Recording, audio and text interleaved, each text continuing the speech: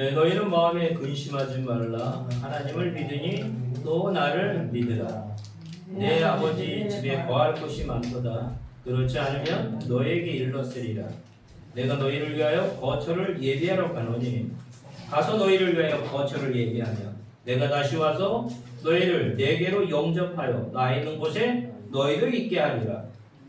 내가 어디로 가든지 그 길을 너희에게 아느니라.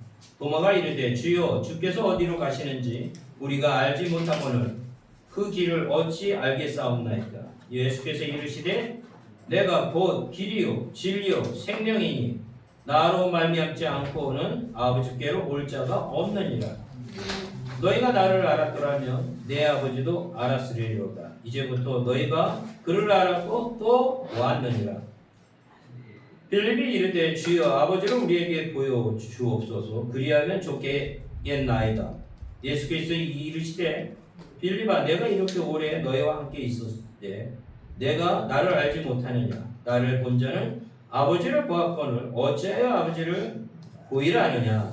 내가 아버지 안에 거하고 아버지가 내 안에 계신 것을 내가 믿지 아니하느냐. 내가 너희에게 이르노니 말은 스스로 하는 것이 아니라 아버지께서 내 안에 계셔서 그의 일을 하시는 것이라.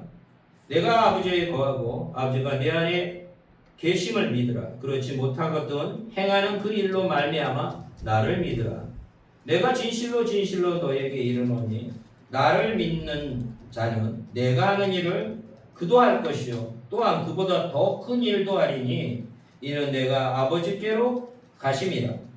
너희가 내 이름으로 무엇을 구하든지 내가 행하리니 이는 아버지로 하여금 아들과 말미암아 영광을 얻으시게 하려 함이라.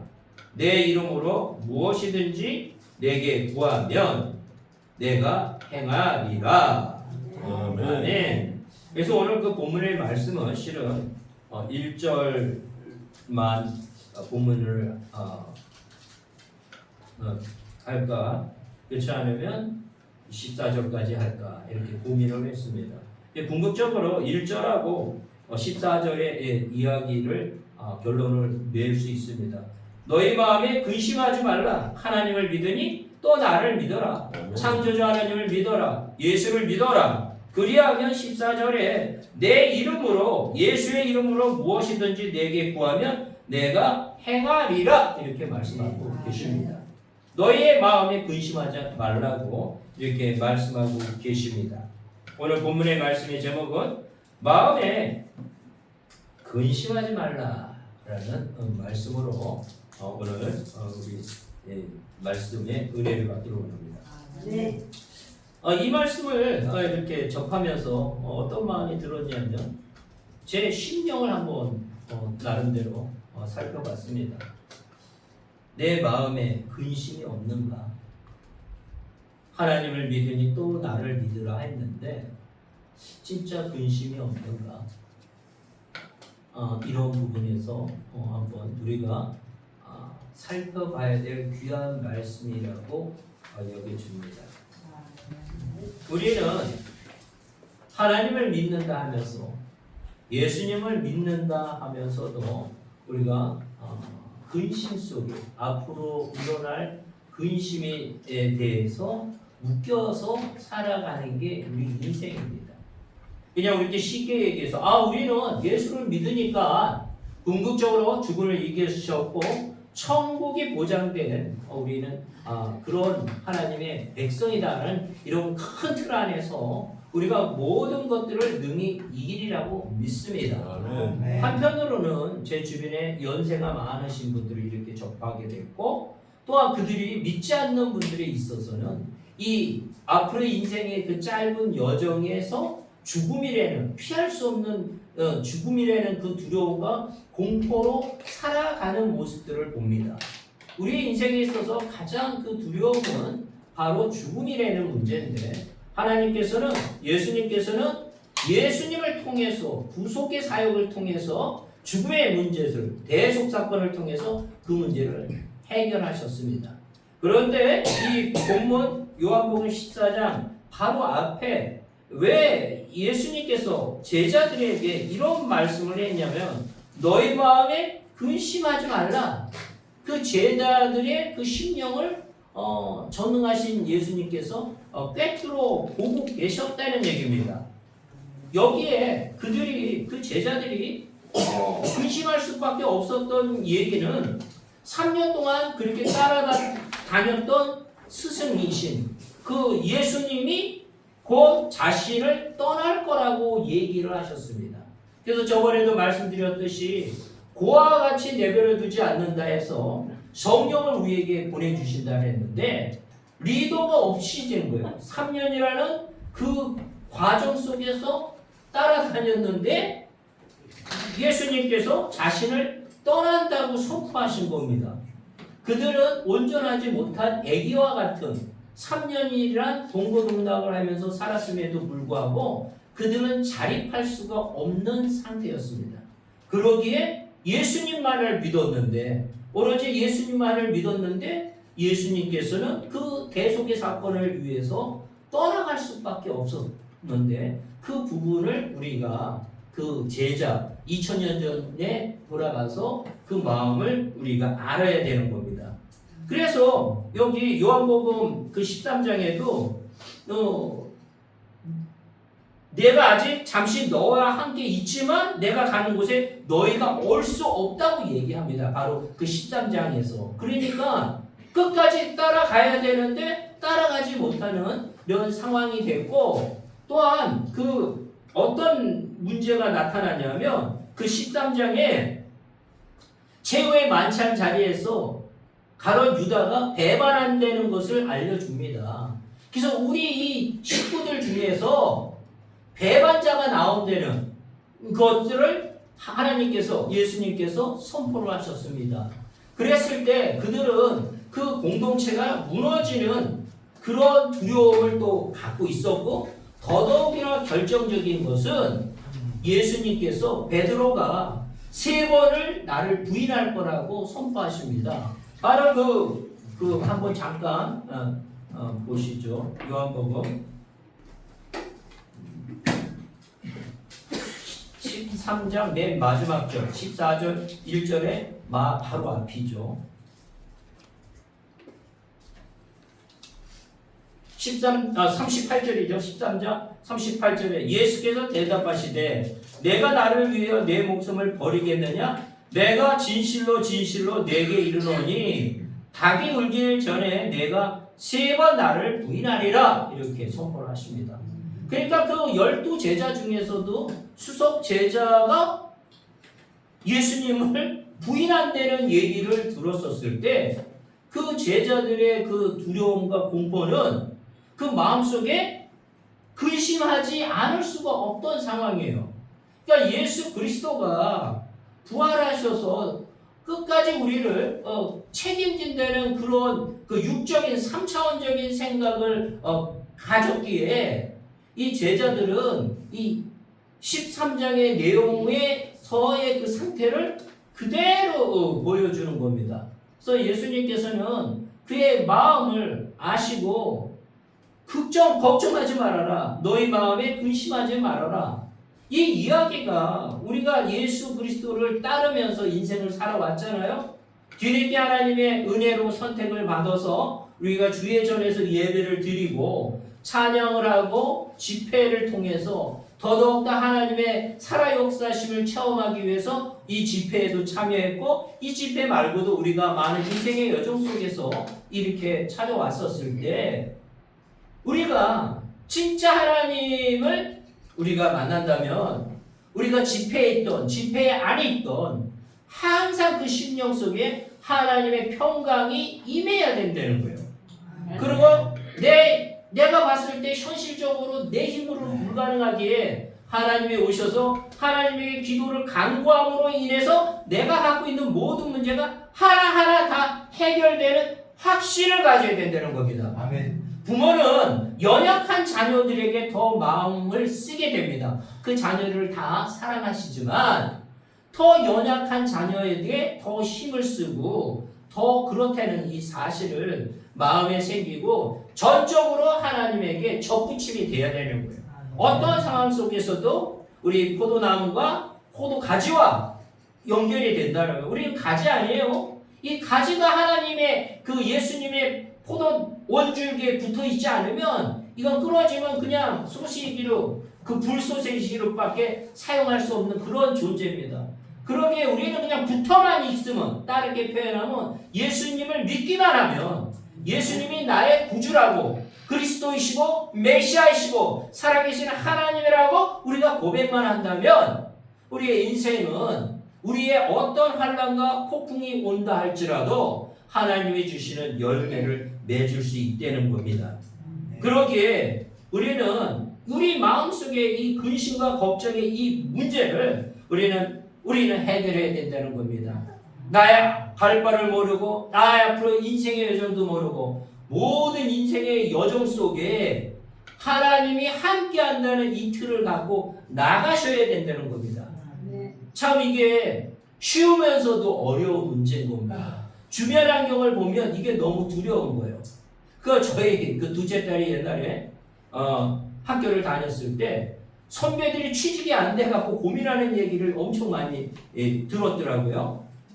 그래갖고 이제 아빠 큰일 났어요. 왜 뭐가 이렇게 큰일 났어요? 그랬더니 선배들이 직장 하나도 못 잡고 너무 막 고민들을 많이 하는데 어떡하지? 막 고민을 엄청 하더라고요. 그래서 그게 현실이죠.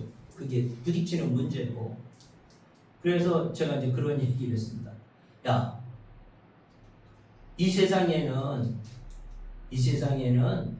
여러 그런 생각이 이렇게 할 수도 있지만 한번 너 생각해봐라. 너 대학교 나왔지. 대학교도 아니라 고등학교도 채 졸업하지 못한 어려운 환경에 있는 사람들도 얼마나 열심히 살아가고 있는데 무슨 걱정이니? 특히나 장애를 가지신 분들, 장애가 있는 분이 얼마나 열심히 살아가는데 너는 사지가 육신이 월정해갖고 별 걱정을 다 한다. 네가 안 되면 아빠가 도와줄, 내가 살아있는 한 너를 도와줄 거고, 하지만 아빠의 한계가 있지? 너는 예수를 믿는 분 아니니? 예수님이 너를 끝까지 지켜주실 텐데 너 그렇게 쓸데없는 근심 걱정을 하냐? 근데 얘가 아빠 맞아요. 나는 아빠하고만 얘기만 하면 근심 걱정이 싹 사라진다는 거예요. 그게 진짜 맞는 얘기잖아요. 진짜 장애를 가지면서도 얼마나 열심히 살아가요.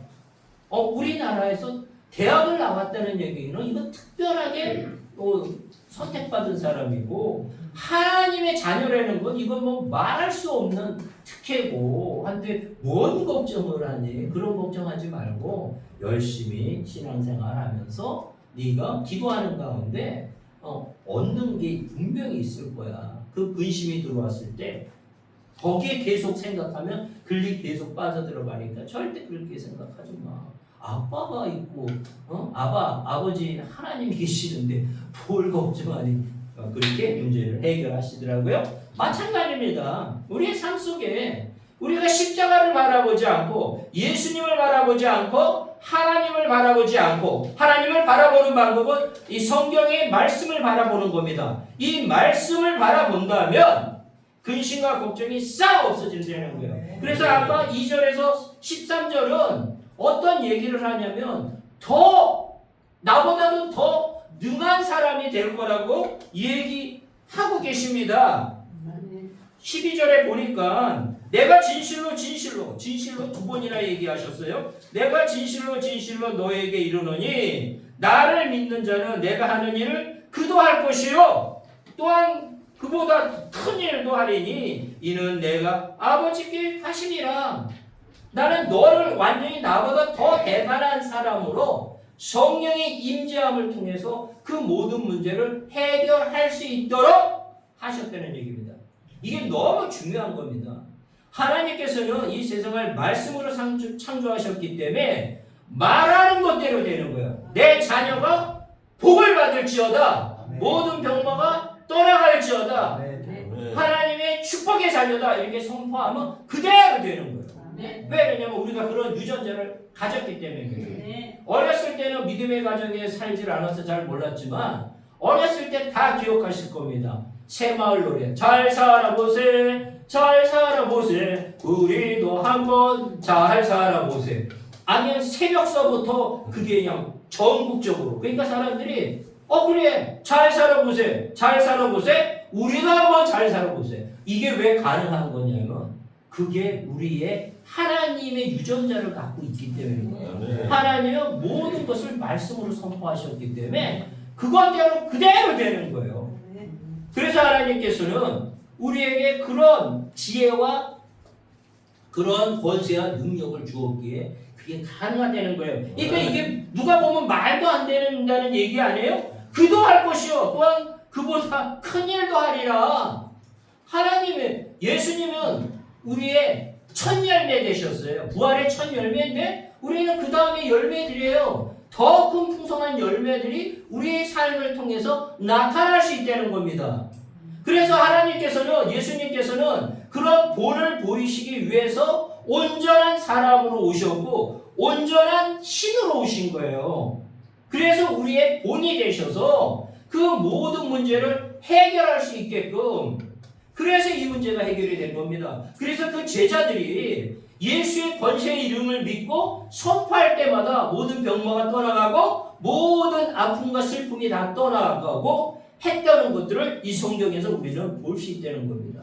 믿음은 단순한 겁니다. 내가 하나님에게 구원을 받았고 예수 그리스도를 통해서 구원을 받았고 그 권세와 능력을 우리 심령 속에 성령이 좌정함으로 인하여 선포하는 것대로 된다는 겁니다. 이게 참 무서운 겁니다. 영의 세계에서 더럽고 악한 모든 영들이 믿는 자들을 위해서 얼마나 방해하겠어요. 어둠의 영들이 근심과 걱정과 미움과 질투와 사망의 두려움을 줬을 때 예수의 권세의 이름으로 예수의 권세의 이름으로 다 떠나갈지어다. 이 본문의 말씀과 같이 하나님이 우리에게 주신 그 권세와 능력을 우리는 행할 수 있다는 겁니다. 그래서 내 이름으로 무엇이든지 내게 구하면 내가 행하리라. 이것처럼 대단한 게 어디 있어요? 자식들 말입니다. 왕이 과학 공부 가르치냐고 온 자기 에너지를 다 보내는데 쓰는데 이 성경 구절을 그 아이들이 인식하고 이 사실이 믿어졌을 때 이것보다 더 좋은 건 없다는 겁니다. 이것보다 더 큰 과외가 없다는 겁니다. 그래서 그 이스라엘 백성들은 그 자녀들에게 이것을 계속 외우게 했다는 겁니다. 그래서 자녀들에게 부지런히 갖추며 집에 있을 때나 길에 있을 때도 이것을 항시 누워있을 때나 일어났을 때나 항시 이 말씀에 강론하라고 그랬어요. 그게 바로 답이에요. 그게 답이에요. 신앙은 너무 단순한 거예요. 하지만 그 단순함에는 거룩함이 있고 그 단순함에는 하나님이 원하는 100%의 믿음을 원하시는 거예요. 99%는 가짜예요. 100%가 원하는 거예요. 결정적인 1%에서 하나님을 등질 수 있다는 겁니다. 그래서 하나님께서는 상상할 수 없는 인간의 영역의 밖의 영역에서 하나님에게 순종하는 그 자에게 믿음의 조상이라고 한 겁니다. 아브라함이 이삭을 바쳤을 때 이게 뭐 있을 수 없는 일이잖아요. 있을 수 없잖아요. 하지만 그냥 순종했다는 거예요. 그래서 그 복을 받는 거고 그렇다면 우리도 마찬가지라는 거예요.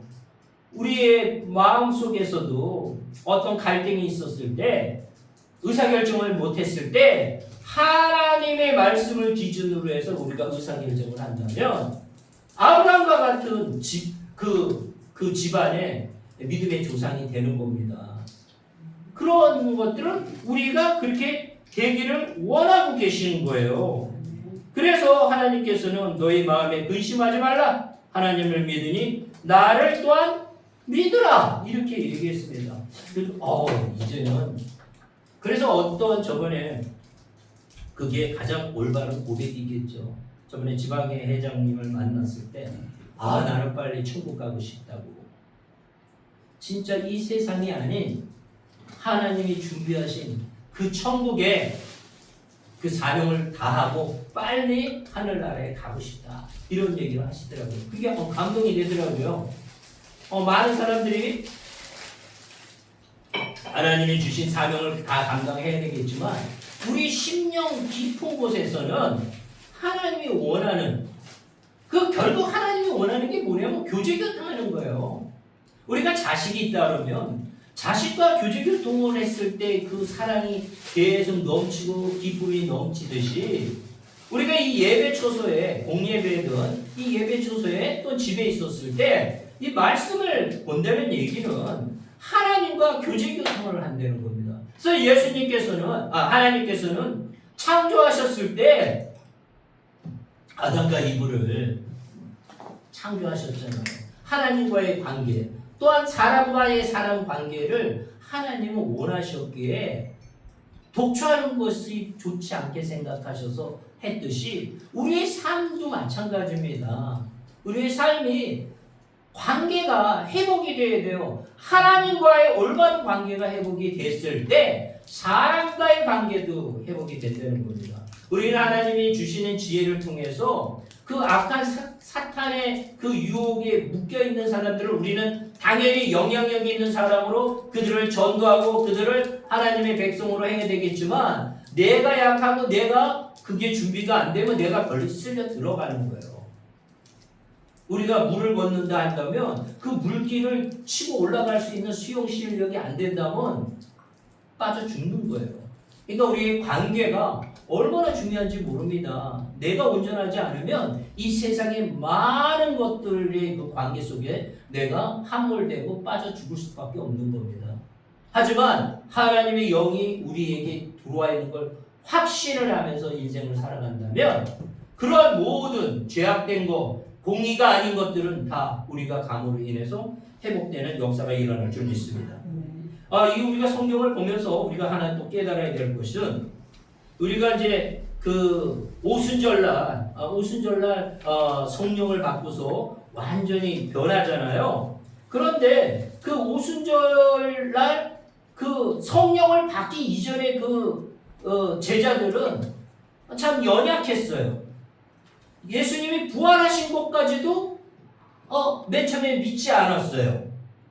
진짜? 그게 진짜야? 마리아가 왔었을 때 믿지 않았습니다. 그리고 이들은 그 두려움 때문에 마가의 다락방에서 문 다 잠그고서 있었어요. 두려움 때문에. 그런데 하나님의 영이 임함으로 인하여 성령이 주어진 가운데 우리가 그 모이기를 힘쓰고 거기서 기도하는 가운데 성령이 내림으로 인하여 성령이 옴으로 인하여 그들은 한결같이 그 마가의 다락방이라는 그 한정된 공간을 깨쳐버리고 공회에 가서 사내들인 공회에 가서 예수를 막 전하기 시작합니다. 예수님을 아까 성령님을 만나기 전에는 예수님이 부활하셨음에도 불구하고 베드로는 다시 옛 모습으로 돌아갑니다. 그래서 고기를 잡으러 가요. 근데 한 마리도 못 잡아요. 밤새도록 뿌렸음에도 불구하고 한 마리도 못 잡아요. 그때 예수님이 나타나셔서 이쪽에 해서 153이라는 모나미 골펜 그거죠. 153마리의 그물이 찢어질 정도로 이렇게 잡으셔요. 그리고서 네가 나를 사랑하느냐 이렇게 다시 사명자로 세웁니다. 그렇게 봤음에도 불구하고 부활하신 예수님을 봤음에도 불구하고 그 수속 제자가 그 옛날의 모습으로 돌아가는 모습을 봅니다. 이 얘기는 우리에게 주시는 그 메시지가 굉장히 커요. 우리가 사역자로 하나님의 귀한 자들로 선택됐음에도 불구하고 성령의 세례를 받지 않으면 하나님과 인격적인 교제가 있지 않는다면 쓰러진다는 거예요. 그래서 신학교에서도 그 신학교의 4년, 신대원 3년 과정 또 신학교 4년 과정을 거쳤다 하더라도 다 목회자가 되는 게 아니에요. 그렇게 훈련을 받았음에도 불구하고 베드로가 그렇게 훈련을 받았음에도 불구하고 자기의 원래 본업으로 돌아가서 고기를 잡으러 가서 실패하는 모습을 보입니다. 그가 언제 변화되느냐? 성령을 받았을 때. 오순절날 성령을 받았을 때 그가 완전히 변화돼서 그가 선포할 때마다 3,000명이라는 사람들이 막 구원을 받고 그럽니다. 근데 참 재밌는 게, 참 희한한 게, 이 성경을 보면 예수님이 이제 오순절까지 예수님이 40일 동안 부활하셔서 그 제자들에게, 그 문도들에게 막 보이시잖아요. 그리고 열흘 동안 막 기도해갖고 성령을 받잖아요. 그러면 그 40일 동안, 50일 동안 이 제자들이 이적과 기적이 하나도 안 나타납니다. 나타날 것 같은데 안 나타나요. 그들은 이적과 기적을 나타내질 못해요. 이 얘기는 다르게 얘기하면 우리의 삶 속에서도 성령의 인치심이 없으면, 성령의 그 인치심이 없다면 그런 것들을 시도하지조차도 못하고 그걸 못하는 거예요. 그리고 그런 행위를 할 수도 없고 하나님의 영이 임하지 않는다면 일어나지 않는다는 겁니다. 그리고 성령을 받고 나서 이들은 완전히 변화가 돼서 죽음을 무릅쓰고 그 다락방에 숨어있던 그들이 나와서 복음을 막 선포하기 시작합니다. 그리고 병든 자들을 안수에 있었을 때 막 낫기 시작합니다. 그래서 그 소문이 나서 베드로의 그림자만 스쳐도 날 거다 하는 권세와 능력이 나타나는 겁니다. 베드로는 아무것도 변화는 없었지만 뭐가 임했어요? 성령이 임하니까, 하나님이 함께 하시니까, 임마누엘 하나님이 하시니까 근심과 걱정이 다 도망가는 거예요. 죽음 뛰어넘는 거예요. 다 뛰어넘는 거예요. 전적으로 하나님에 맡기는 거예요. 아브라함이 여호와 이레라 그러잖아요. 하나님이 다 준비했을 거를 알았기에 그 하나님의 명령하는 것들을 다 한 거예요. 마찬가지로 베드로가 분명히 죽음이라는 것을 왜 모르겠어요? 그래서 순교의 역사를 하잖아요. 사도 요한만이 하나님의 그 계시를 받기 위해서 생명이 연장되고 나머지 사람들은 다 나가서 복음을 전하는 거예요. 그 도마 같은 경우, 의심 많은 도마 같은 경우에는 누가 이제 인도에 가서 갔다 왔던 선교사가 얘기하는데, 그 도마가 인도에 가셔서 그 전도를 했대요, 선교지가. 그래야 그 인도 가서 이 전도하러 딱 갔더니 그 지역 바운드리는 다 믿음의 사람들이래요. 그게 그러면 누가 전했냐? 근데 도마가 그 지역을 그 옛날에 2000년 전에 전도를 해갖고 그 지역은 완전히 기독교인입니다. 그래서 그 도마가 얼마나 의심 많이 했어요. 그런데 그게 의심이 한 것만큼 더 하나님 앞에 부끄러움 때문에 더 먼 곳에 가서 더 복음이 필요하고 더 열악한 데에 가서 복음을 선포해갖고 지금 그 인도의 어떤 특정한 지역은 그 도마를 통해서 기독교인들이 그 기독교 마을이 있다. 참 대단한 거 아닙니까? 하나님이 대단한 거죠. 예수님이 대단한 거죠. 성령님이 대단한 거죠. 우리는 아무것도 아니었던 존재였는데 그냥 포도나무에 붙어있기만 하면, 예수를 믿기만 하면, 성령을 믿기만 하면 우리의 삶 속에 상상할 수 없는 일이 다 이루어진다는 겁니다. 그래서 우리가 여기 있죠? 사도행전 1장 8절이요. 땅끝까지 가서 복음을 전한 하나님을, 예수님을 증거하는 증인이 되리라. 사도행전 1장 8절의 말씀과 같이 지역을 넘어서, 유대 땅을 넘어서, 이스라엘을 넘어서, 유대 땅을 넘어서, 사마리아를 넘어서 땅끝까지 가서 복음을 전할 수 있는 겁니다. 그러게 하나님이 주시는 그 복음의 사역을 갖고 우리는 나가야 되는 겁니다. 가깝게는 우리 인천의 이 청학동, 또 멀게는 더 넓은 바운드리를 통해서 하나님 앞에 충성하며 나가는 겁니다. 저희 같은 경우 일본 지저스 할렐루야 일본 선교단을 통해서 정기적으로 2번씩 하나님의 가라 하셨기에 그곳에 가서 복음을 전하고, 또한 하나님의 영역을 더 넓혀주셔서 또 회교권이든 또 어느 곳이든 분명히 하나님이 우리에게 또 사명을 주시면 그곳에 가서 계속 그런 부분에 열매를 맺으리라는 겁니다. 참 그런 것 같아요. 하나님의 그 역사라는 게 참 우리가 상상하는 바뀐 것 같아요. 제가 이제 그 틱톡을 하다 보면 그게 세계적인 네트워크인데 계속 파키스탄 사람들만 컨택이 돼요. 나는 뭐 인도나 뭐 아프리카 사람도 컨택이 되는데 그 정도가 아니라 파키스탄이에요. 거의 그 관련돼서 그 하는 사람들. 그래서 하나님이 그쪽에 사명이 있어서 그 사람들하고의 네트워크를 계속 만드시는구나. 그래서 하나님은 바로 그러신 분이구나. 그래서 이제 우리가 해외 선교를 나갈 때 근심 걱정 안 할 수가 없잖아요. 실은. 근데 실은 또 하나님이 가라고 했을 때 그 하나님의 말씀이 너무 막중하고 하나님의 그 사명, 하나님의 그걸 너무 기뻐할 거라 생각하니까 근심 걱정이 하나도 안 되더라고요. 거기 굉장히 위험한 지역입니다. 그 파키스탄 회교권인데. 근데 그게 근심 걱정이 되면 선뜻 가지를 못할 텐데 뭐 말라리아도 있고 뭐 별의별 게 다 있대요. 그거조차 하나도 기억을 못했는데 그 머리에 들어오지 않더라고요. 가라니까 가서 복음을 전해야 된다. 이게 크다 보니까 우리의 삶이 그러다 보면 하나님의 영향력을 많이 받을수록 우리에게 그 근심과 걱정은 다 사라진다는 이 사실을 우리가 아시고 남은 인생 여정을 전적으로 하나님께 다 드리는 저희들이 다 되셔야 됩니다. 그렇게 되리라고 믿습니다.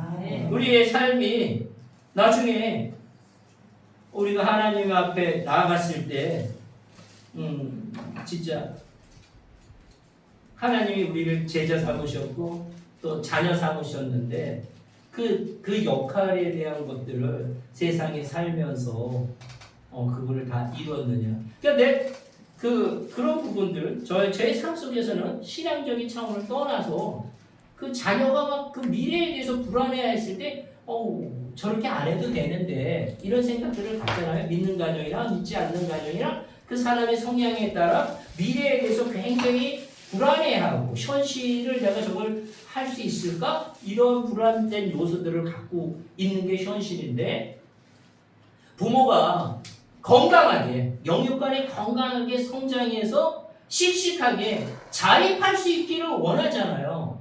신앙도 마찬가지인 것 같아요. 신앙도 자립을 돼서 본인이 이제는 그 하나님의 축구의 일꾼으로서 청지기로서의 온전한 자가 되기를 원하고 계시는 겁니다. 그건 성령의 세례밖에 그것을 해결할 수 없다는 이 사실을 마음에 꼭 새기셔야 됩니다. 저는 이제 어떤 생각이 되냐? 오늘 여기 이렇게 사모함으로 나오시는 분들이 계실 텐데, 그분들에게 어떤 말씀이 진짜 그 마음에 갖고 있었던 그런 짐들이 없어져야 될 텐데, 그 많은 시간을 그 먼 곳에서 여기 왔다 그러면 하나님 분명 그런 그거에 대한 것들이 해결이 되게 좀 해주세요. 그 문제를 해결해 주세요. 사람마다 느끼는 게 틀리겠지만 하나님, 그래서 우리가 하나님을 한 번이라도 더 접함으로 인해서 우리가 회복이 되고 그 근심이 삶 속의 근심이 다 떠나가는 역사가 있게 해달라고 했거든요. 그래서 맨 처음엔 이 말씀을 아니고 다른 말씀으로 이렇게 받을 줄 알았어요. 근데 이 말씀이 딱 들어오더라고요. 너희는 마음에 근심하지 말라. 그래서 그런 부분에서 하나님의 응답을 주실 줄 믿습니다. 네, 사랑해 주님 감사를 드립니다. 오늘 말씀을 통해서 승리하게 하시니 참으로 감사합니다. 너희 마음에 근심하지 말라. 하나님을 믿으니 또 나를 믿으라. 예수 그리스도를 믿는 것이 하나님의 일이라 하셨는데 예수님의 권세와 능력의 핏값을 대속의 사건을 온전히 믿게 하시고 예수의 이름으로 무엇이든지 내가 구한다면 내가 다 시행하리라고 하신 그 말씀을 믿고 하나님 전적으로 우리의 인생을 하나님 앞에 예수님 앞에 성령님 앞에 맡깁니다. 하나님 우리를 인도하여 주시고 우리를 강건히 붙잡아 주시고 우리가 빗나가지 않게 십자가의 편대를 향하여 나아가는 저희들이 될 수 있도록 축복 허락하여 주시옵소서. 그렇게 된 줄 믿사오며 예수님의 이름으로 기도드렸사옵나이다. 아멘.